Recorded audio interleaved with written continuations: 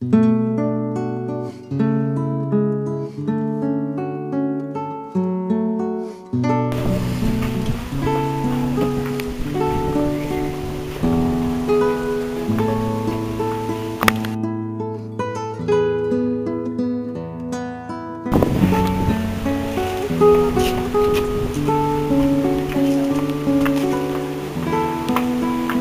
Florentino.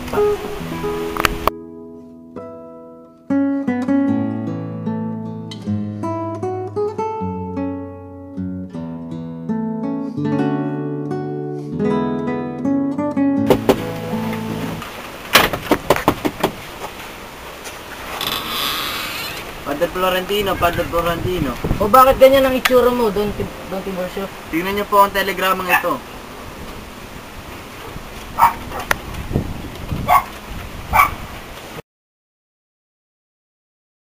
Huwag kang mabahala, Don Tiburcio.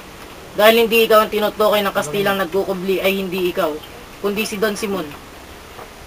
Na 2 araw at gabi na naninirahan sa tabi ng dagat. Padre, alam ko si Doña Victorina ang may pangalan ng lahat upang ako'y dakpin ng mga Kastila. Dahil gagawin nito ang lahat upang maibalik lang ako sa piling niya. Mag-ingat ka, kaibigan, hanggang sa muli nating pagkikita. Sige po, Padre Florentino, kayo magpapaalam na. Maraming salamat po. Mag-ingat ka, kaibigan, hanggang po. sa muli nating pagkikita.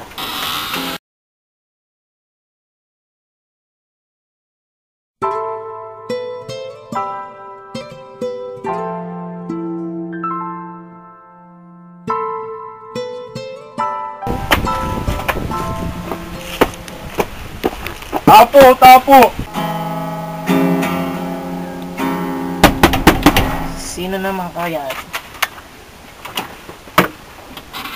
Tulungan mo ako! Gusto po, Don Simon! Padre, Ano nangyari sa'yo? Mahiga ka muna. Nahabol ako ng mga Kastila, itago mo ako! Sandali lang, ipapatawag ko si Don Tiburcio. Iyo! Bakit po, Padre? Tawagin mo si Don Tiburcio. Sabi mo magdala ng mga gamot panluna sa sugat ni Don Simon. Madali! Opo, Padre.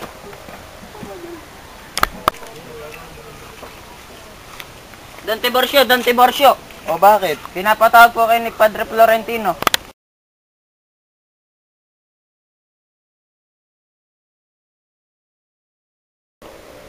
Buhay o patay.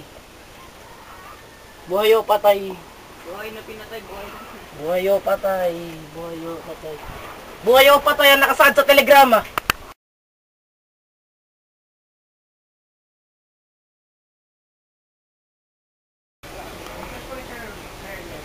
Matitiis niyo po ba ang sakit, Senyor Simon? Oo, kaya ko pa. Nararamdaman ko na malapit na akong mamatay. Diyos ko! Senyor Simon, tumalikod lang ako saglit, naubos na agad ang laman ng botelya. Tapos na po. Maayos na po ang kanyang kalagayan. Maraming salamat, Don Tiburcio. Sige po, ako aalis na. Mag-ingat ka nawa sa iyong paglalakbay.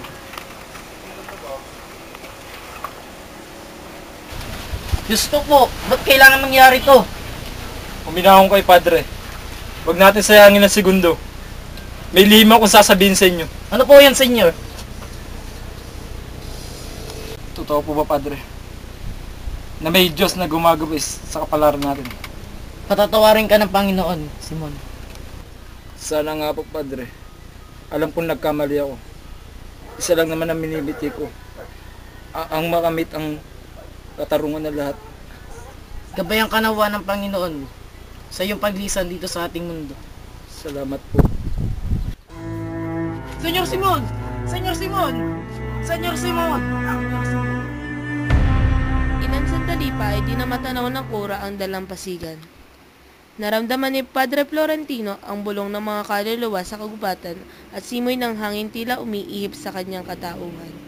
Mabilis na itinaas ng kura ang sisidlan ng kayamanan at buong lakas na itinapon sa kaitaasan. Kitang-kita ni Padre Florentino na bawaksak sa gitna ng karagatan ang sisidlang pinakamimithi ng gahamang sangkatauhan. Sa isang kisap mata ay tumilamsik ang kristal sa tubig. Tuloy-tuloy sa puso ng dagat, ang sisidlang pinapangarap ang kini ng sanlibutan. Isang napakalaking kayamanang ipinatago sa karagatan.